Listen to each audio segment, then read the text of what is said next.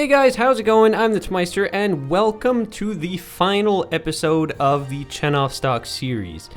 I'm kind of sad to say this, guys. I'm really sad that the series is coming to an end.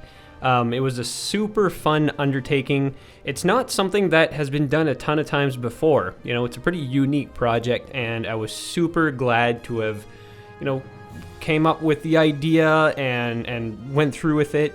And it turned out to be like a super fun project. I enjoyed every single episode of this journey, but it unfortunately must come to an end.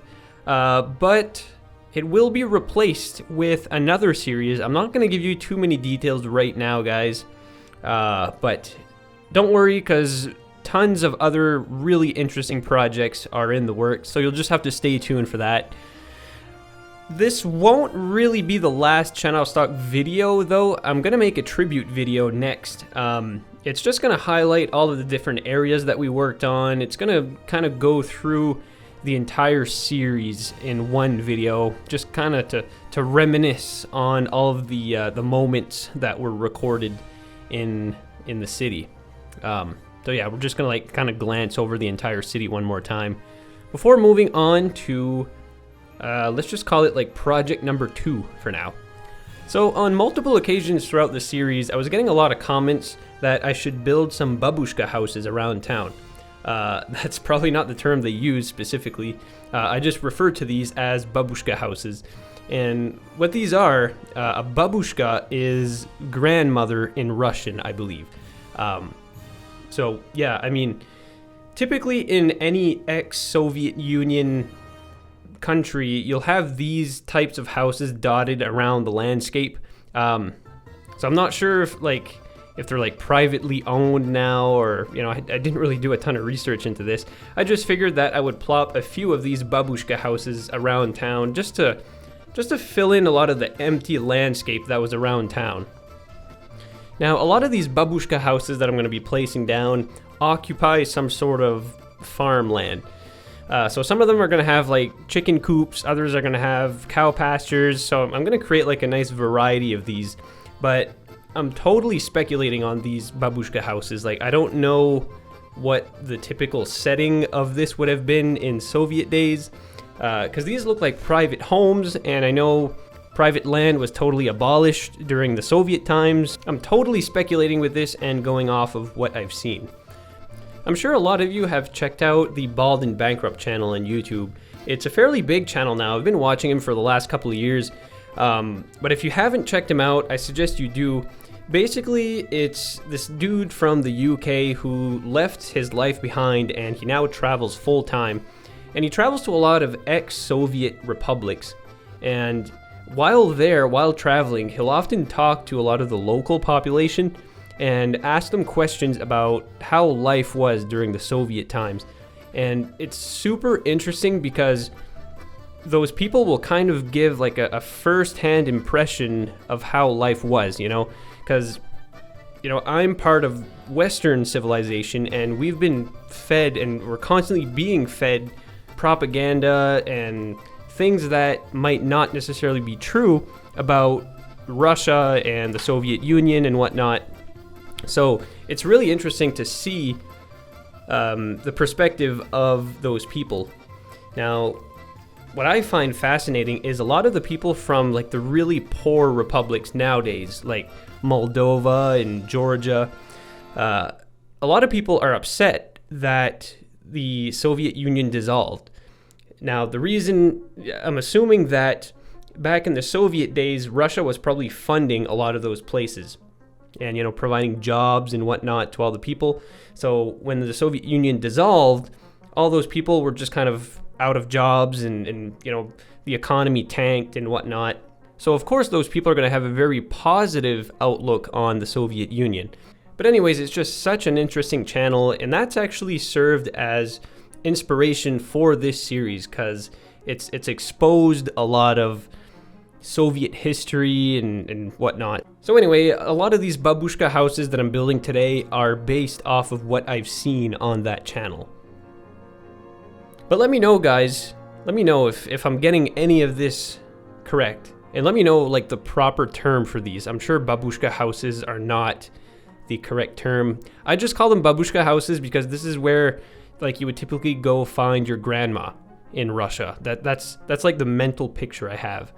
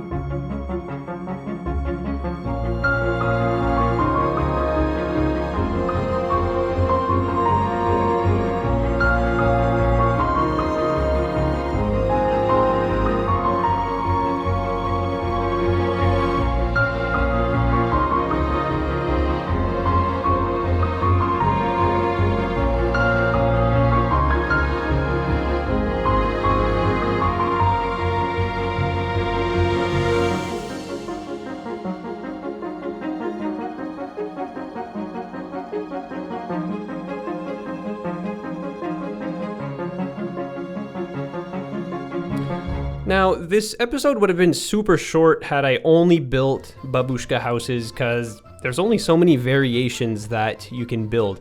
Because, you know, there's not a ton of old, rundown, Soviet-looking houses on the workshop. I found a couple. I think there were like some old Polish houses or something like that. I don't even think that they had anything to do with Russia, but they look quite identical to what I've seen as far as babushka houses go.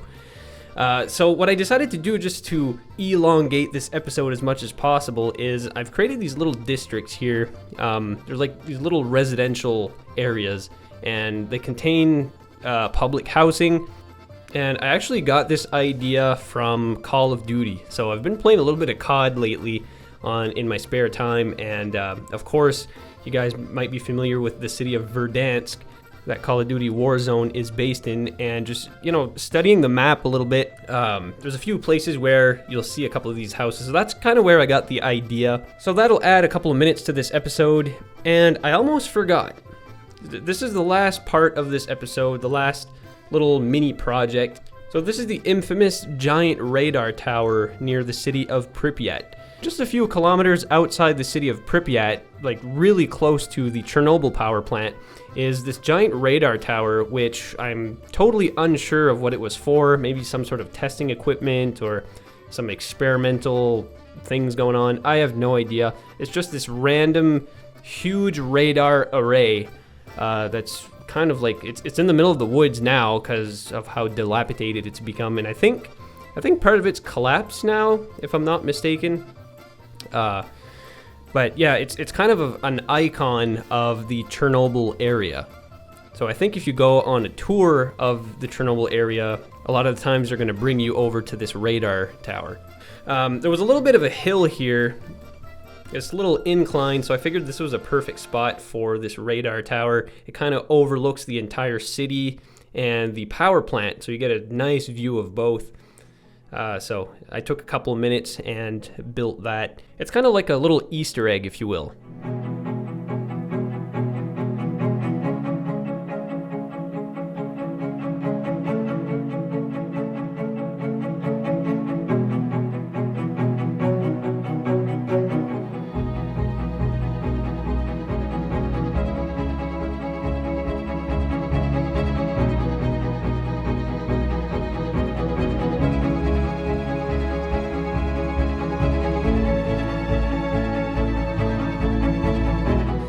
But anyways, guys, that is going to be it for this episode and for the entire series. Like I said, I'm kind of sad to see Tchenovstok go, but we're going to be moving on to some bigger and greater things, I assure you. what's coming up, guys, will not disappoint. So stay tuned for the cinematics that are coming up, guys, and I really hope you enjoyed this episode. If you did, give it a thumbs up, and also be sure to subscribe to the channel for much more content coming down the pipe. Also be sure to check out my Patreon page if you'd like to support the channel. And with all that being said, guys, I would normally tell you to take care until the next episode, but in this case, it'll be take care until the first episode of the next series that will be starting shortly.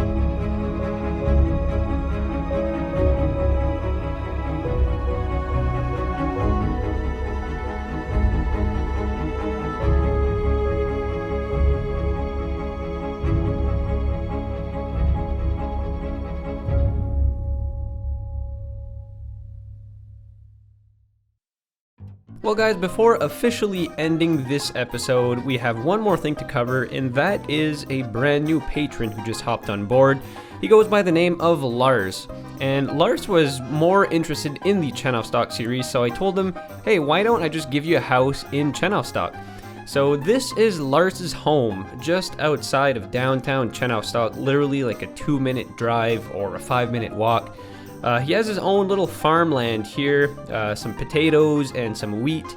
He has a couple of tractors too to tame the land, so really a nice place to live, just outside of the city for all of the convenience, but you're still far enough in nature to where, you know, you're not bothered by anybody, and you're living in a relatively calm area. So Lars, welcome to Tchenovstok.